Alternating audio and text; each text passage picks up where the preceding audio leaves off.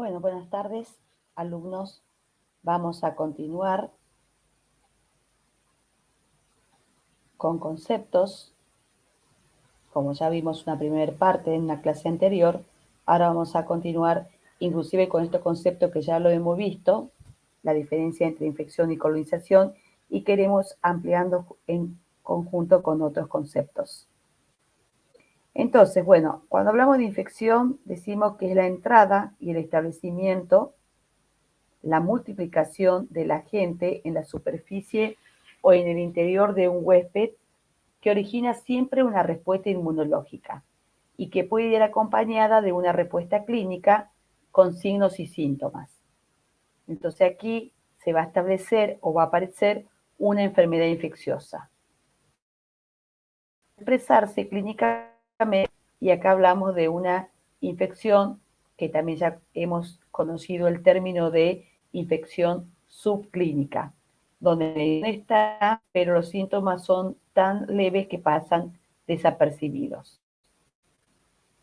Cuando hablamos de colonización, es el establecimiento de los microorganismos en la piel o mucosa, su multiplicación en grado suficiente para mantener su número, pero sin generar una respuesta clínica o inmunológica por parte de sí. Esto quiere decir que la persona va a estar colonizada, pero no van a haber signos y síntomas de la enfermedad. La infección inaparente o la infección asintomática o su establecimiento y multiplicación del agente, pero no hay manifestación clínica. Sí se induce en el huésped una respuesta inmunológica que se puede demostrar a través de prueba serológica, o sea, a través de estudio de sangre, de laboratorio, se puede demostrar que la persona está cursando la infección, los síntomas son leves, como dice aquí, o puede ser, la persona puede estar directamente asintomática, no presentar ningún síntoma ni ningún signo. El estado del portador. Después de la infección, el microorganismo o el agente patógeno puede continuar su multiplicación en grado suficiente que hace persistir en el organismo y ser eliminado en el exterior comportando sal. Y acá hablamos justamente de uno de los principios biológicos que es el comensalismo. En cuanto al ciclo de infección, sabemos que para que se dé una infección tiene que cumplirse un ciclo, tiene que cumplirse una etapa del proceso. Entonces, en el ciclo de la infección vamos a hablar de reservorios. Los reservorios pueden ser animados. En este caso, reservorio animado puede ser otro paciente sano, puede ser un familiar, puede ser un personal de salud. Eso es con respecto a los reservorios animados. Después también pueden haber reservorios inanimados, que son elementos que se utilizan en la atención de los pacientes, que se pueden contaminar con elementos, con agentes patógenos, que pueden ser transmitidos de una persona a otra a través del contacto indirecto o el contacto directo con estas superficies.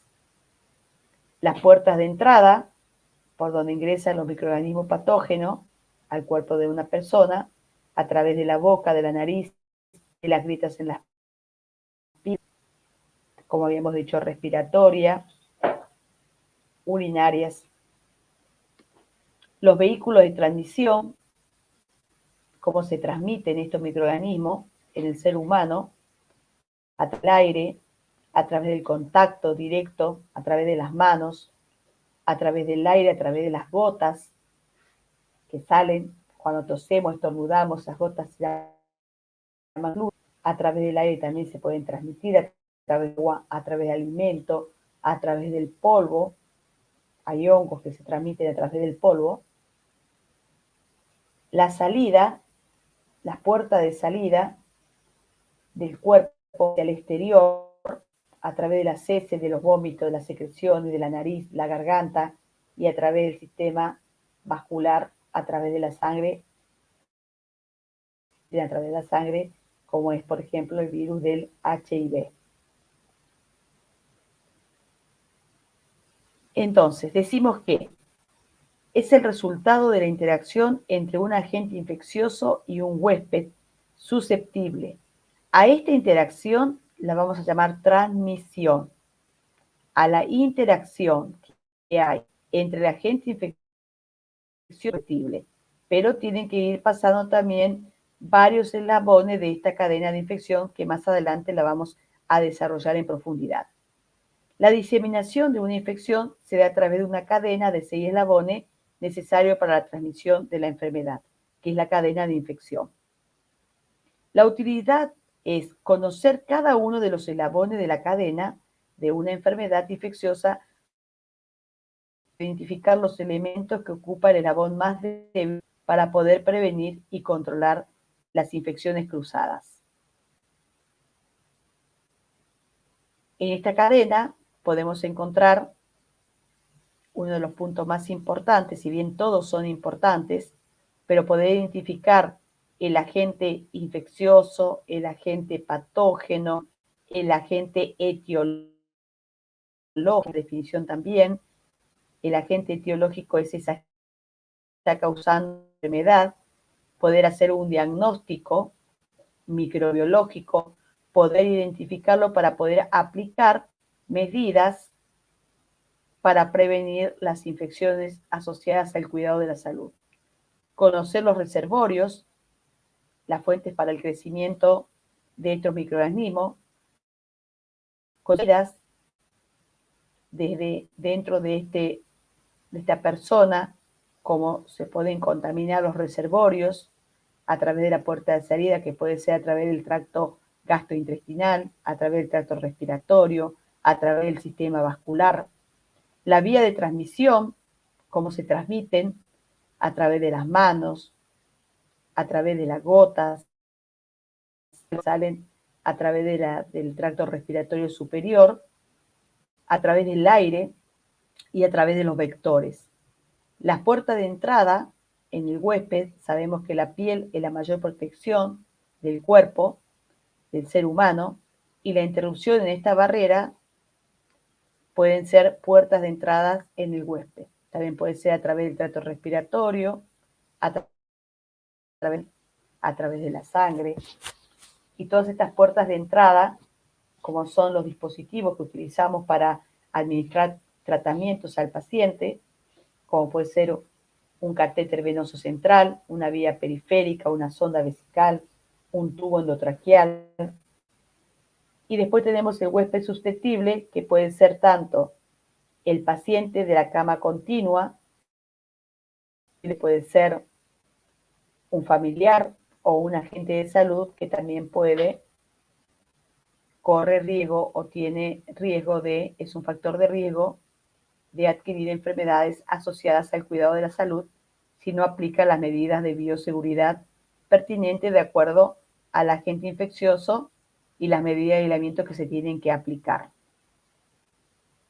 Los componentes dijimos que son los reservorios, el agente infeccioso patógeno o etiológico, la puerta de salida, la vía de transmisión, la puerta de entrada y el huésped. El reservorio es el huésped natural o hábitat en que el agente etiológico haya las condiciones indispensables para su supervivencia y desde el que pasa mediante mecanismo de transmisión. O sea, este agente etiológico pase hacia ese huésped a través de los mecanismos de transmisión. El reservorio puede ser un ser humano o un animal, puede ser un antrópodo, una planta, el suelo o un objeto también inanimado como son los equipos biomédicos o los elementos que utilizamos en atención de nuestros pacientes. El reservorio debe tener cierta característica para que los organismos se desarrollen. Tiene que haber alimento, agua, oxígeno, temperatura y pH. Esto es importante, también lo hemos visto cuando hemos visto características que necesitan cierto organismo para poder vivir. El agente infeccioso o patógeno es el microorganismo productor de la enfermedad, que puede ser una bacteria, puede ser un hongo, un virus, un protozoo, un parásito, una rickettsia. Lo que estamos estudiando y estamos desarrollando en mayor profundidad son los virus, las bacterias, los hongos y los parásitos.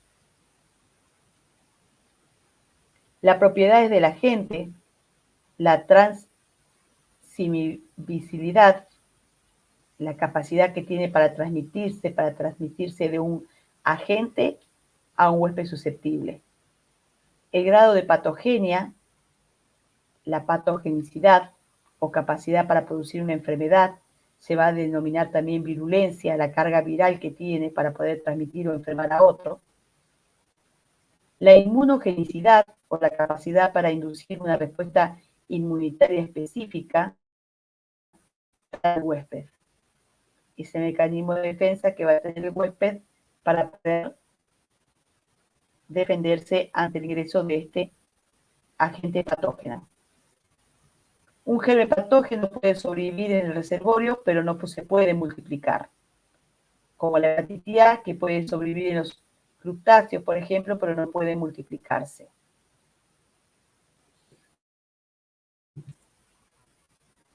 Las puertas de salida, una vez que el microorganismo ha encontrado un punto para crecer y multiplicarse, debe encontrar una puerta de salida. Los microorganismos pueden salir a través de diversos puntos como membranas, cutánea, mucosa, tracto respiratorio, como habíamos visto, el tracto urinario, el gastrointestinal, el tracto reproductor y la sangre. O sea, sabemos que hay enfermedades o patógenos del contacto sexual a través de la sangre también, y bueno, a través de cada tracto que hemos nombrado aquí. La vía de transmisión son las vías y medios usados por el agente inefectivo para pasar del reservorio fuente al huésped susceptible. Esta es la que habíamos visto, las vías de transmisión, la transmisión directa, especialmente la transferencia inmediata de un agente infeccioso desde un huésped reservorio infectado a una entrada apropiada. También depende de la enfermedad que se va a contagiar, o sea, también depende del agente y la manera que tiene este agente infeccioso de transmitirse. Eso también es muy importante, ¿sí? Porque no todos los agentes infecciosos se pueden contagiar a través del beso. De los estornudos a la tos, que es a través de las gotas. La transmisión directa también incluye exposición de tejido susceptible a agentes fungales o esporas de bacteria u otros parásitos situados en el suelo o en la vegetación. La transmisión indirecta, el agente infeccioso entra en contacto con un huésped susceptible a través de un objeto intermediario, como puede ser que es un objeto contaminado. Por ejemplo, una cinta, una tela adhesiva, un termómetro, algún elemento que utilizamos cada allí con algún paciente y no descontaminamos, y puede ser un vehículo. Un vector mecánico, un agente infeccioso, es trasladado a la superficie del cuerpo o extremidades de un artrópodo. Un vector biológico infeccioso cumple parte de su ciclo biológico en el vector, y acá estamos hablando de parásitos, acá estamos hablando de vectores, como puede ser, por ejemplo, en el caso aquí de el hantavirus en la Patagonia, en la zona de la cordillera, que es un vector biológico. Las vías aéreas, agente le aporta hacia la puerta de entrada apropiada, generalmente el tracto respiratorio del huésped susceptible, o sea, a través de la vía aérea. Y las puertas de entrada es el sitio por donde el agente infeccioso puede entrar al huésped. Características de las puertas de entrada: las conjuntivas, el aparato respiratorio, digestivo, el tracto genitourinario, las heridas, que son interrupciones naturales, o sea, traumáticas de la piel. Les dijimos que la piel es la mayor protección que tiene el cuerpo. El huésped es la persona o la víctima que va a ser la que va a estar contagiada por ese agente patógeno. El huésped susceptible es ser vivo que no tiene inmunidad específica suficiente para que un agente infeccioso que al entrar en contacto con él pueda desarrollar la enfermedad. Por eso es muy importante también las condiciones en que se encuentra este huésped susceptible. Las condiciones, sabemos que hay factores de riesgo que pueden predisponer a una enfermedad, a una persona, a ser más susceptible a una enfermedad que otros. Por ejemplo, la edad adulta, como la edad prematura, no recién nacido, la desnutrición, y también hay factores como específicos, como enfermedades, como la diabetes, la hipertensión, el EPOC, las enfermedades obstructivas pulmonares crónicas, que también pueden hacer que un huésped sea más susceptible que otro. Factores que influyen: edad, estrés, herencia, proceso de enfermedad, tratamientos médicos, factores de riesgo de infección, defensas primarias inadecuadas, tejido traumatizado, flujo de orina obstruido, cambio de pH de las secreciones y la movilidad reducida. Esto quiere decir personas que se encuentran postradas. Los factores de riesgo de infección, las defensas primarias inadecuadas, las secundarias inadecuadas, aumento en la exposición ambiental, enfermedades crónicas, procedimientos invasivos, cuando habíamos hablado de esto de las vías periféricas, periféricos, venosos periféricos, catéteres venosos centrales, sondas vesicales, catéteres urinarios, ruptura de la membrana amnióticas en el caso de las gestaciones, o el conocimiento, dice, insuficiente para evitar también la exposición a estos patógenos. La ruta simétrica, por ejemplo, y ejemplo de organismos o infecciones. En cuanto al contacto directo de persona a persona o contacto físico entre el huésped, la fuente y el huésped, podemos nombrar la hepatitis A, la epididymitis y el herpes simple. En el contacto indirecto, contacto personal del huésped susceptible con un objeto inanimado, el virus de la hepatitis a través de las gotitas también, el sarampión, gotitas de partículas grandes que viajan, dice, y entran en contacto con el huésped susceptible, el virus del sarampión, de la gripe, de la rubiola, a través del aire, núcleos de gatitos a residuos que pueden quedar suspendidas en el aire, inclusive hasta por 2 horas, el bacilo de la tuberculosis, el virus de la varicela. Otros vehículos, objetos contaminados como agua, fármacos, sangre, manipulada y almacenada, descongelada, que generan bacterias y pueden generar enfermedades. Estas enfermedades como la polio, como el virus de la hepatitis B, que es a través de la sangre, la Escherichia coli, que puede producir también enfermedades infecciosas de origen urinario, en las vías urinarias, a través de los vectores, transportador mecánico externo, transmisión interna por relaciones parasitarias entre el vector y el huésped, como por ejemplo los mosquitos, los piojos, las pulgas, que pueden causar este grupo de enfermedades, como son el cólera, la malaria, el dengue, la fiebre amarilla. Y hay medidas que reducen el nivel de transmisión. Y estas medidas son la nariz y la boca al toser o estornudar, es una manera de evitar, o sea, de prevenir contagiar a otra persona o contaminar un ambiente con las secreciones cuando tosemos y estornudamos. Usar mascarilla cuando se visitan pacientes si estamos con alguna afección respiratoria. El uso correcto de los preservativos de las enfermedades que son de transmisión sexual. Después, procedimientos y protocolos, precauciones para la protección de la población hospitalaria. Es muy importante poder aplicar las medidas de aislamiento y poder aplicar medidas preventivas básicas como lavado de manos antes y después de retirarse los guantes. Esto es muy importante. Utilizar los guantes solamente cuando hay riesgo de exposición a líquidos o fluidos corporales. No higienizar los guantes, sino higienizar las manos, la piel. Cambiarse los guantes entre los procedimientos, el uso de batas o de camisolines cuando hay riesgo de exposición a fluidos corporales, salpicaduras, retirarse los guantes inmediatamente después de su uso, Uso de medidas de aislamiento y de barrera como son las batas, los guantes, las mascarillas, que son los barbijos quirúrgicos, barbijos N95, gorro, botas en ambientes protectores, como por ejemplo el ingreso en un quirófano, máscaras y antiparras y máscaras faciales, eso como medida de barrera. Otro de los aspectos muy procesos de limpieza, desinfección, esterilización y el correcto manejo de los residuos, porque eso también me va a bajar la carga bacteriana o la carga de patógenos sobre las superficies. Acá vemos una cadena infecciosa nuevamente, la cadena infecciosa de la fiebre amarilla como un ejemplo, el agente del virus de la fiebre amarilla, un humano infectado, la puerta de salida a través de la piel, modo de transmisión a través de la picadura de este insecto, de este mosquito, puerta de entrada a través de la piel de una persona sana y el huésped susceptible es el hombre.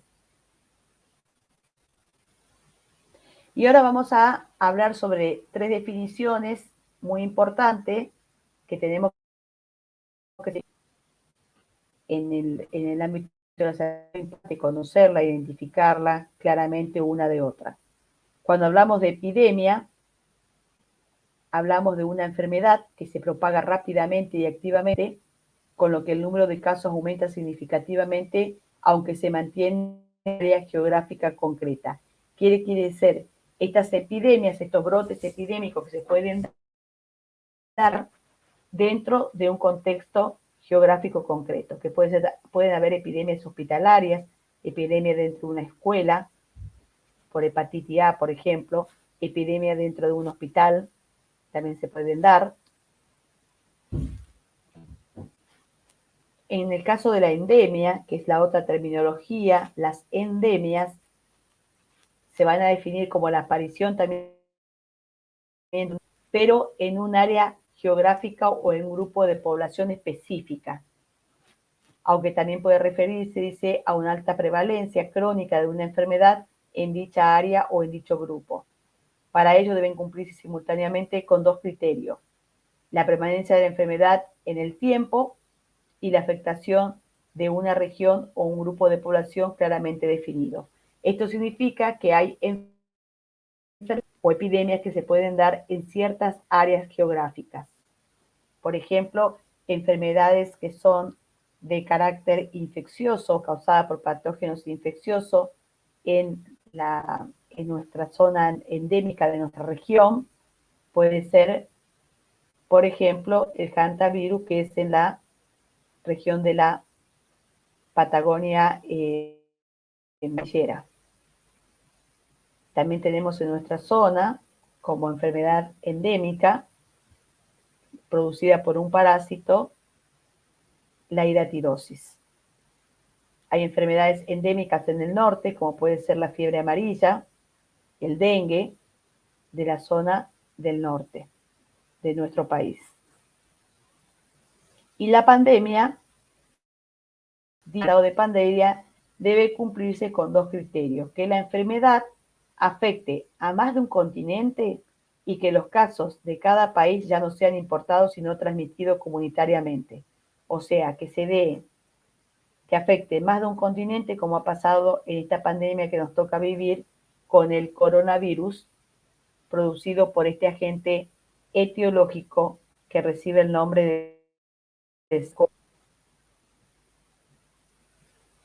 Bueno, muchas gracias. Hasta aquí esta clase.